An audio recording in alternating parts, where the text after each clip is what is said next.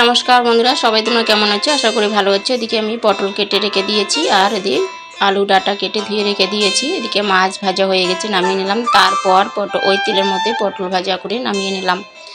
নিয়ে ওই তেলের মধ্যে দিয়ে দিলাম গোটা জিরে, পেঁয়াজ কুচি দিয়ে কেটে ধুয়ে রাখা ডাঁটা আলু ঢেলে দিয়ে দিলাম। দিয়ে একটু নাড়াচাড়া করে দিয়ে দিলাম লবণ, হলুদ গুঁড়ো দিয়ে ভালো করে নাড়াচাড়া করে ঢেকে রাখবো। কিছুক্ষণ পর উল্টে পাল্টে ভালো করে ভাজা ভাজা করে দিয়ে দিলাম পেঁয়াজ বাটা, আদা বাটা আর জিরে বাটা দিয়ে দিলাম লঙ্কা গুঁড়ো দিয়ে ভালো করে সবজির সঙ্গে মশলা মিশিয়ে নিলাম। ভালো করে ভাজা ভাজা করে দিয়ে দিলাম মশলা ধোয়া জল দিয়ে আবারও আমি ভালো করে ভাজা ভাজা করে নিলাম। নিয়ে দিয়ে দিলাম টমেটো কুচি আর দিয়ে দিলাম মেথি পাতা দিয়ে আবারও আমি ভালো করে ভাজা ভাজা করে নিলাম। নিয়ে দিয়ে দিলাম পরিমাণ মতো জল ঢেলে দিয়ে ঢেকে রাখলাম।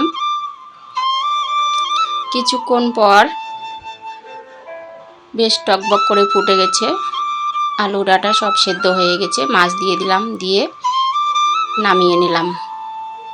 তারপর এদিকে আমি কচুর ফুল এভাবে ছোট ছোট টুকরো করে কেটে নিয়েছি। এদিকে জল বসিয়ে দিয়েছি, জল গরম হয়ে গেছে, ধুয়ে নিয়ে এসে দিয়ে দিলাম কচুর ফুল ঢেলে একটু ভাপিয়ে নেব।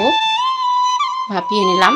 তারপর তেল দিয়ে দিলাম কড়াতে, দিয়ে গোটা জিরে, শুকনো লঙ্কা আর দিয়ে দিলাম রসুন কুচি আর দিয়ে দিলাম কাঁচা লঙ্কা চিড়ে দিয়ে দিলাম সেদ্ধ করে রাখা কচুর ফুল দিয়ে লবণ হলুদ দিয়ে ভালো করে নাড়াচাড়া করে ঢেকে রাখলাম। কিছুক্ষণ পর আবারও উল্টে পাল্টে ভালো করে ভাজা ভাজা করে খুন্তি দিয়ে একটু ছেতিয়ে নিয়ে নামিয়ে নিলাম। তারপর খেতে বসলাম।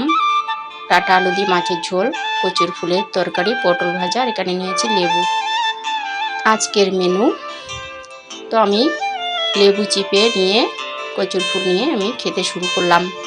ভিডিওটি এ পর্যন্ত। ভিডিওটি ভালো লাগলে like, comment, share and subscribe করবেন। দেখা হবে পরের ভিডিওতে।